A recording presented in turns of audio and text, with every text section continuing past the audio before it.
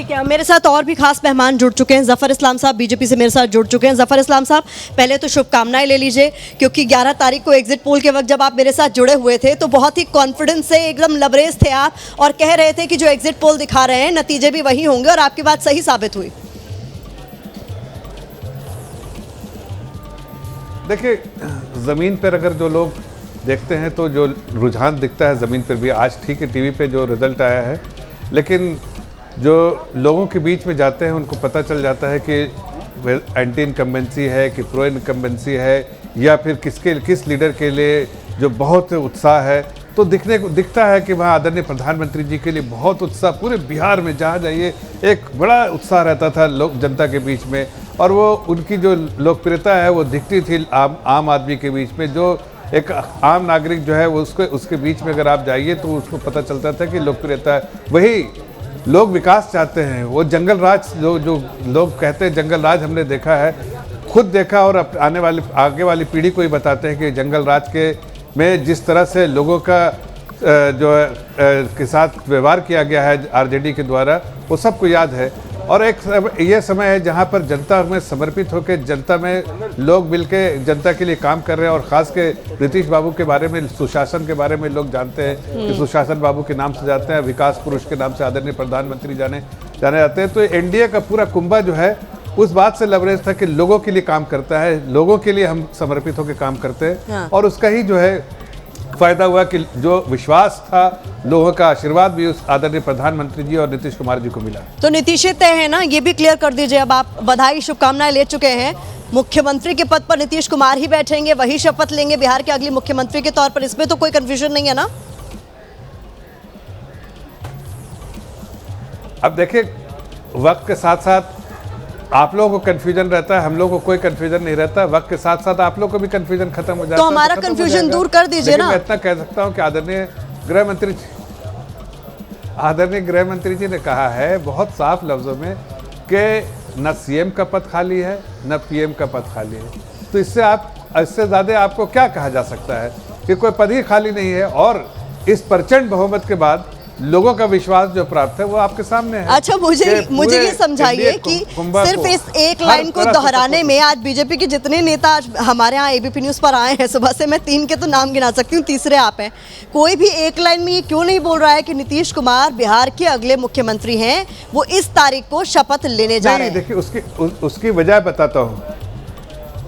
देखिए, वो इसलिए आप कोई उसमें कन्फ्यूजन नहीं, लेकिन क्या है, एक प्रोसेस फॉलो किया जाता है, और प्रोसेस जो है वो फॉलो करने का बात है कि वो हमारे यहाँ किसी भी, चाहे अभी चंद्रबाबू नायडू जी बने थे चीफ मिनिस्टर, तो भी हमारे जो सबसे बड़ी जो हमारे जो ये है कमेटी है, जो उसमें डिसीजन लिया गया, उसके बाद उनको कन्वे किया गया कि आप ही मुख्यमंत्री। तो ये हमारा प्रोसेस है, हमारी पार्टी के जो सबसे ठीक है, आप लोग प्रोसेस फॉलो करेंगे, लेकिन मैं ठीक है, मैं अनिल यादव का रुख करना चाहूंगी, कांग्रेस पार्टी के प्रवक्ता है। Anil ji, it's time to self reflect. ये तो आप भी मानेंगे कि इतने खराब परफॉर्मेंस की उम्मीद आप लोगों ने नहीं की होगी। पिछले चुनाव में कहा आप लोग 19 पर थे, इस बार 2 पर हैं, उसमें भी +-1 अभी तक मैं देखती आ रही हूँ। कहा तो आप लोग नीतीश चाचा को अलविदा कह रहे थे, लेकिन यहाँ तो वो साबित करते हुए नजर आ रहे हैं कि टाइगर अभी जिंदा है। प्रतिमा जी, नमस्कार आपको और आपके सभी दर्शकों को।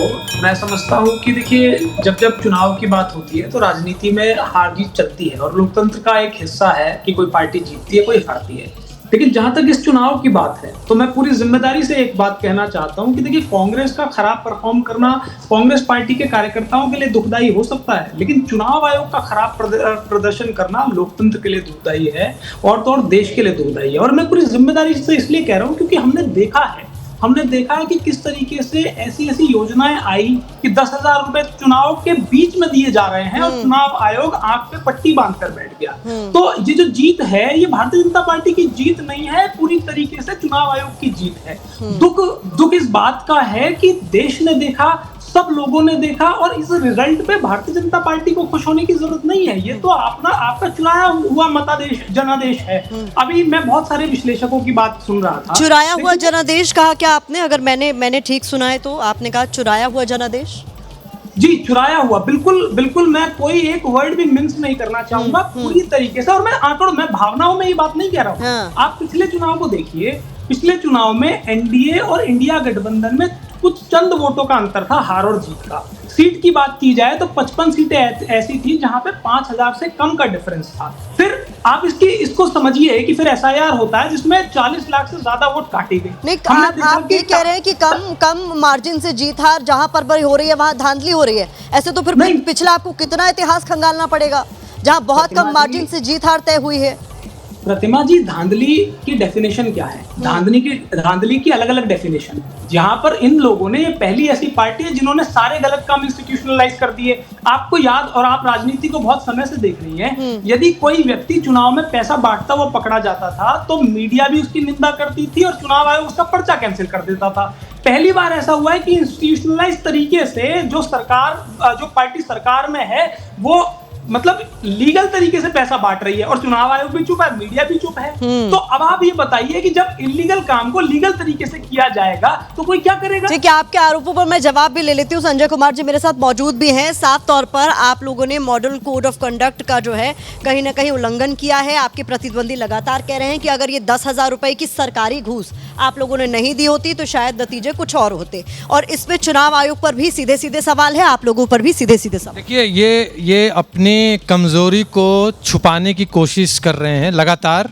सेल्फ रिफ्लेक्शन तो बिल्कुल ही नहीं कर रहे हैं। कहीं भी किसी के बात में जब से मैं आपके साथ बैठा हुआ हूँ या चैनल पे भी बैठा, ये अपने सेल्फ रिफ्लेक्शन की हमारे एंड पे क्या क्या कमी थी उसके बारे में कोई चर्चा नहीं कर रहे हैं। कहीं से भी मानने को तैयार नहीं है कि राहुल जी का क्या योगदान रहा इस इलेक्शन में। कांग्रेस नहीं मानने को तैयार है, आरजेडी वाले ये मानने को तैयार नहीं है कि महागठबंधन में जितने चीज़ों में लेट देरी हुई, और वहीं पे आप देखें तो एनडीए जो है काफ़ी बढ़त ले चुकी थी। आपको याद होगा, चाहे वो सीट के बंटवारा का था, चाहे वो चुनाव प्रचार का था, सब चीज़ में था।